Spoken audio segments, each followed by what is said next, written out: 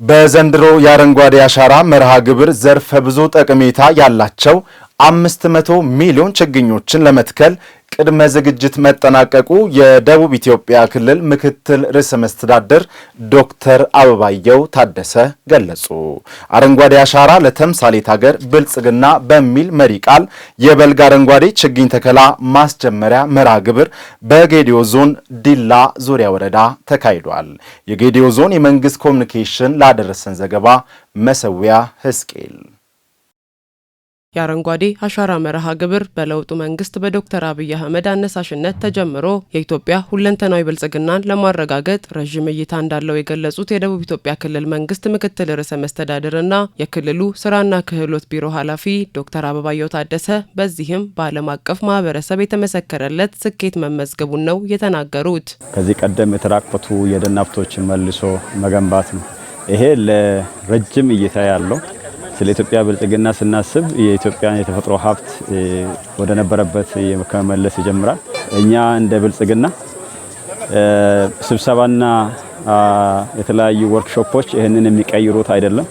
ስራና ተግባር እንዲሁም ደግሞ ልማት ማረጋገጥ፣ አረንጓዴ አሻራ ዛፎችን መትከል ይቀይራል ብለን የጀመርነው መላው ህዝባችን ተሳትፎ እጅግ ውጤት ያመጣንበትና በዓለም ደረጃ የተመሰከረበት ትልቅ ኢኒሼቲቭ ነው። አረንጓዴ አሻራን ከምርትና ምርታማነት ጋር በማያያዝ ባለፉት ዓመታት የአርሶ አደሩንና አርብቶ አደሩን የምግብ ዋስትናን ለማሳደግ ከፍተኛ አስተዋጽኦ ማበርከቱን የተናገሩት ዶክተር አበባየሁ ታደሰ በዘንድሮ የአረንጓዴ አሻራ መርሃ ግብር ዘርፈ ብዙ ጠቀሜታ ያላቸው 500 ሚሊዮን ችግኞችን ለመትከል ቅድመ ዝግጅት መደረጉን አብራርተዋል። በአረንጓዴ አሻራ ዝም ብለን የምንተክላቸው ዛፎች ብቻ ሳይሆኑ ለምግብነት የሚውሉ የተጨማሪ ገቢ የሚያስገኙ የምግብ ዋስትና የሚያረጋግጡ አትክልትና የፍራፍሬ ዛፎችን ጭምር ስለምንተክል በዚህ ደረጃም ከፍ ያለ የገቢም የምግብ ዋስትናም ችግር ይቀርፋል ማለት ነው። በዋናው መርሃ ግብር ወደ 500 ሚሊዮን የሚጠጋ ችግኝ እንተክላለን። በዚህ በበልግ ደግሞ የዛን 36% የሚሆነውን ችግኝ እንተክላለን። ወደ 180 ሚሊዮን የሚሆነው የሚጠጋውን ማለት ነው። ከአረንጓዴ አሻራ መርሃ ግብር ጋር በማጣመር ከ40 ሚሊዮን በላይ የቡና ችግኝ ተከላ እንደሚከናወን የገለጹት በምክትል ርዕሰ መስተዳድር ማዕረግ የዲላ ክላስተር አስተባባሪና የግብርና ቢሮ ኃላፊ ዶክተር መሪውን ፍቅሩ በትኩረት በተሰራው የቡና ምርትና ምርታማነት ወደ ማዕከላዊ ገበያ የሚቀርበው የቡና ምርት መጠን ማደጉን ተናግረዋል። ከ12ቱ ዞኖች ቡና ይመረታል። በእጅጉና በሰፊው የሚመረተው ግን ጌዲዮ ዞን ላይ ነው።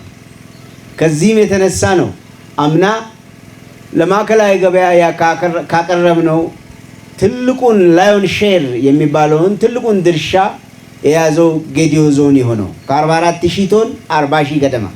ይሄ ማምረት ስለቻልን ብቻ አይደለም ያቀረብነው። ይሄን ካመረትን በኋላ ህገወጥ ቁጥጥሩንም ስለቻልን ጭምር ነው።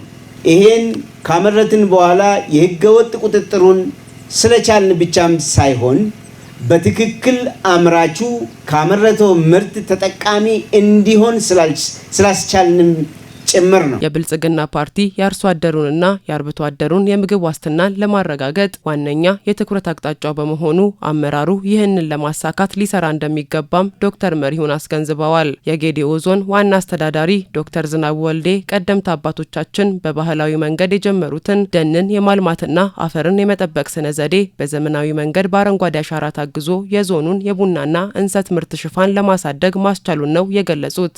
አካባቢውን የመጠበቅና አግሮ ኢኮሎጂውን ሰስቴናብል በሆነ መንገድ ማኔጅ ማድረግ አስፈላጊ በመሆኑ ይሄ በሀገር ደረጃ የተጀመረው እንዲሁም በክልላችንም የተጀመረው የአረንጓዴ አሻራ ተግባር በተጠናከረ መንገድ ሊቀጥል ይገባል ማለት ነው።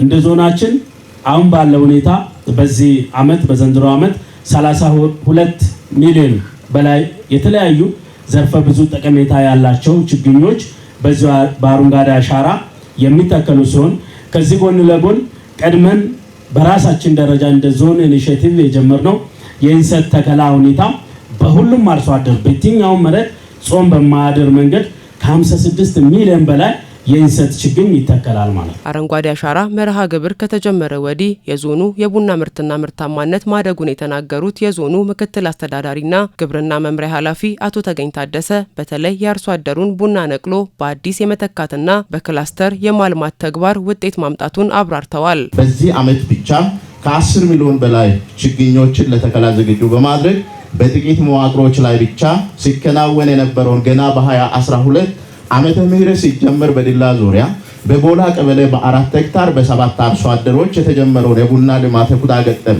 ስራ በሁሉም ቡና አብቃይ መዋቅሮች በማድረስ እስካሁን ከ578 በላይ ኩታ ገጠም ማሳዎችን መፍጠር የተቻለ ሲሆን በዚህ ዓመት ብቻ በ67 ቀበሌዎች ከ1126 በላይ ሄክታር የሚሸፍኑ 153 ሰፋፊ የቡና ልማት ክላስተሮችን በማዘጋጀት ለተከላ ዝግጁ እንደሆኑ አድርገናል። በሺገዶ ቀበሌ 46 ሄክታር መሬትን በክላስተር ከሚያመርቱ 47 አርሶ አደሮች መካከል በሰጡት አስተያየት መርሃ ግብሩ በኩታ ገጠም ማሳቸው በመከናወኑ ከተለያዩ ወጪዎች እንደታደጋቸው ተናግረዋል። ቡና የተከልኩት 34 ዓመት ነው።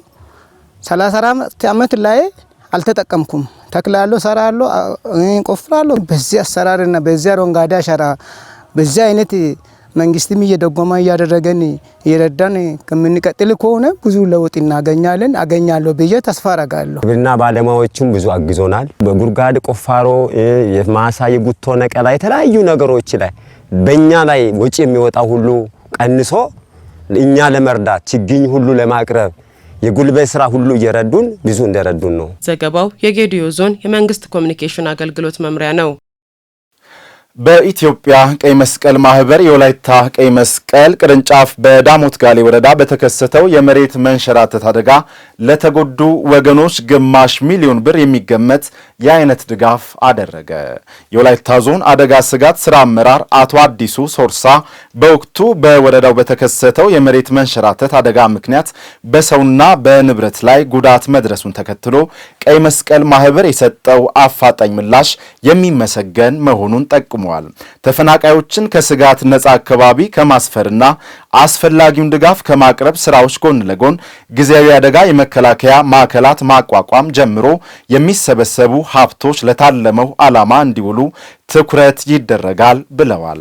በኢትዮጵያ ቀይ መስቀል ማህበር የወላይታ ቀይ መስቀል ቅርንጫፍ የፕሮግራም አስተባባሪ አቶ ይልማ እልካ በወላይታ ዞን ዳሞት ጋሌ ወረዳ በመሬት መንሸራተት አደጋ የተጎዱ ዜጎችን መልሶ ለማቋቋም በሚደረገው ጥረት የዞኑ ቀይ መስቀል ማህበር የበኩሉን አስተዋጽኦ እያደረገ እንደሚገኝ አስረድተዋል። በአደጋው ከቤት ንብረታቸው ለተፈናቀሉ ዜጎች የተደረገው ብርድ ልብስ፣ ዱቄት፣ ጅባ፣ ፍራሽ፣ ጀሪካንና ልብስ ማጠቢያ የመሳሰሉ ቁሳቁሶችን ያካተተ ሲሆን ለግዢው ከ468 ሺህ ብር ወጪ መደረጉ ተመላክቷል። የክልሉ መንግስት ኮሚኒኬሽን መረጃ ያመለክታል።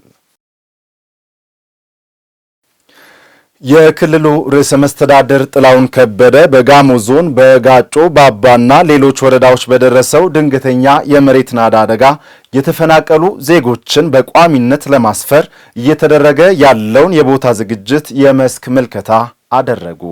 ርዕሰ መስተዳድር ጥላሁን ከበደ በዚሁ አደጋ ከማዞ ዶይሳና ሌሎች ቀበሌዎች የተፈናቀሉ ወገኖችን በቋሚነት ለማስፈር በመደረግ ላይ ያለውን የቦታ ዝግጅት በጋሞ ዞን ምዕራብ አባያ ወረዳ ዳልቦ ቀበሌ የመስክ ምልከታ አድርገዋል። በተያያዘ ርዕሰ መስተዳድሩ ለቤቶቹ ግንባታ የሚያገለግሉ የጡብ ማምረቻ ማዕከል በመገኘት የቦታ ጠረጋ ስራ መጠናቀቁንና የቤት መስሪያ ግብዓት የማምረት ሂደት በጥሩ ሁኔታ ላይ እንደሚገኝ መመልከት ተችሏል። ርዕሰ መስተዳድሩ በወቅቱ በዚህ አስከፊ አደጋ የተፈናቀሉ ወገኖችን ከአደጋ ስጋት ቀጠና ውጪ በሆነ ቦታ በቋሚነት ለማስፈርና በዘላቂነት ለማቋቋም በትኩረት እየተሰራ መሆኑን ተናግረዋል። ለአደጋው ተጎጂዎች በጊዜያዊ መጠለያ ጣቢያዎች አስፈላጊ የሰብአዊ ድጋፎችን የማቅረብ ስራው ተጠናክሮ መቀጠሉን ጠቅሰው ችግሩን በዘላቂነት ለመፍታት ርብርብ እየተደረገ መሆኑንም ገልጸዋል። መረጃው የክልሉ ርዕሰ መስተዳድር ጽሕፈት ቤት ነው።